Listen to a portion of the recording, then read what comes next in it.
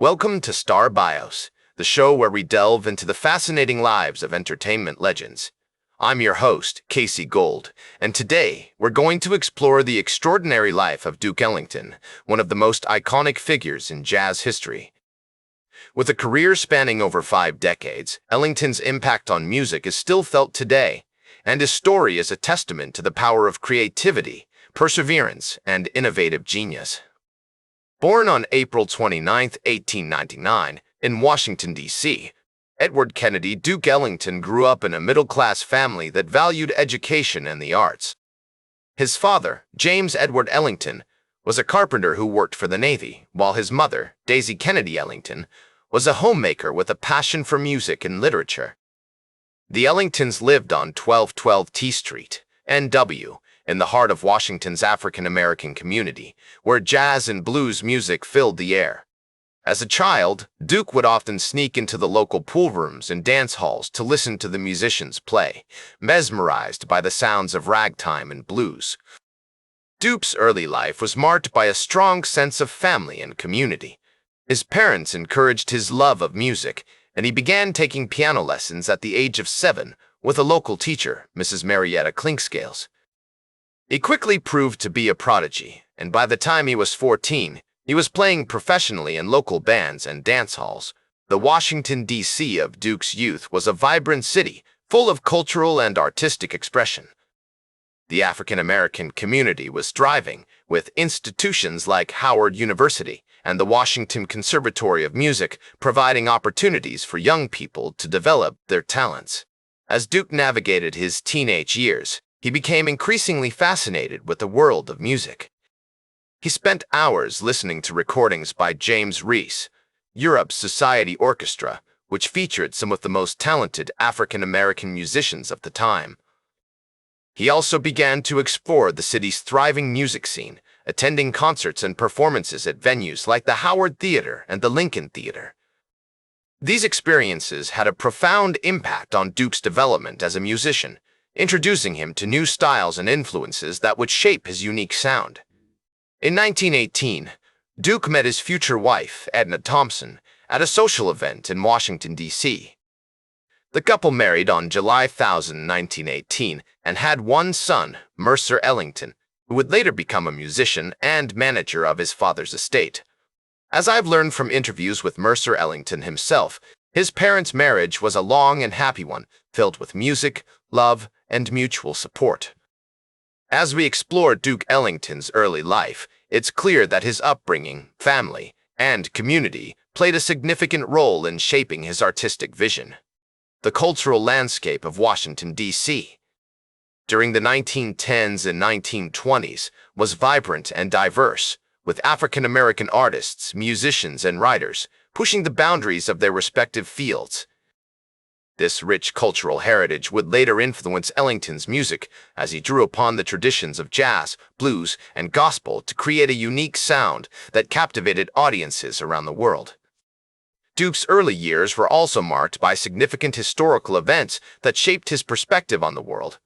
The Harlem Renaissance was just beginning to take shape, with writers like Langston Hughes and Zora Neale Hurston exploring themes of identity, culture, and social justice.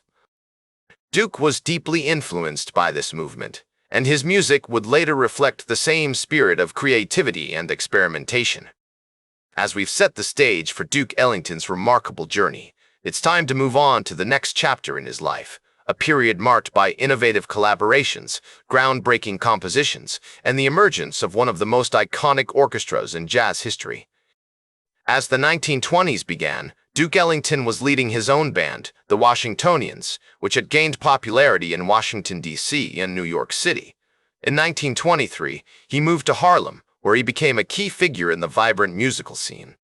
It was during this time that Ellington began to develop his unique sound, blending jazz, blues, and classical music traditions. He drew inspiration from the African-American community, as well as from European composers like Debussy and Ravel. One of the most significant events in Duke's life during this period was his meeting with Irving Mills, a talent scout and manager who would become a crucial figure in Ellington's career. Mills helped Ellington secure a recording contract with Victor Records and introduced him to the world of commercial music. In 1926, Ellington and his band, now known as the Duke Ellington Orchestra, began performing at the Cotton Club in Harlem, one of the most prestigious venues in the city. The Cotton Club was a hub for jazz musicians, and Ellington's orchestra became the house band, performing for both black and white audiences. This exposure helped establish Ellington as a major force in jazz, and his music began to gain widespread recognition. During this period, he composed some of his most iconic pieces, including Mood Indigo and Take the A Train. These songs showcased Ellington's unique ability to blend different styles and create a distinctive sound that captivated audiences. Ellington's orchestra was also notable for its talented musicians, many of whom would go on to become jazz legends in their own right. Musicians like Bubber Miley, Joe Trickey, Sam Nanton, and Cootie Williams all contributed to the orchestra's unique sound, which was characterized by its rich textures, complex harmonies, and driving rhythms. As Ellington's fame grew, so did his creative ambitions. He began to experiment with longer forms, composing suites and tone poems that pushed the boundaries of jazz. One notable example is his Creole Rhapsody, a 12-minute piece that showcased his ability to blend different styles and create a cohesive narrative. This work was a major innovation in jazz composition and demonstrated Ellington's capacity for complexity and depth. In addition to his musical achievements, Ellington was also a savvy businessman and entrepreneur. He understood the importance of marketing and self-promotion, and he worked tirelessly to promote his orchestra and his music. He was one of the first African-American musicians to achieve widespread success, and his example paved the way for other black artists to break into the mainstream. Throughout the 1920s and 1930s, Ellington continued to innovate and experiment, pushing the boundaries of jazz and creating new sounds that captivated audiences around the world. His music was not only a reflection of his own experiences, but also a testament to the richness and diversity of African-American culture. As we enter the 1940s and 1950s, Duke Ellington is at the height of his powers, leading one of the most renowned orchestras in jazz history. This period sees him composing some of his most iconic works, including Such Sweet Thunder, a suite inspired by Shakespeare's plays, and A Drum is a Woman, a tone parallel that showcases his ability to blend different styles and create a cohesive narrative. These compositions demonstrate Ellington's continued innovation and experimentation, pushing the boundaries of jazz and creating new sounds that captivate audiences around the world. One of the most significant events in Ellington's life during this period is his collaboration with Billy Strayhorn, a talented young composer and arranger who would become a crucial figure in Ellington's orchestra. Strayhorn's contributions to the orchestra's sound are immeasurable, and his compositions, such as Take the A Train and Lush Life, become an integral part of Ellington's repertoire.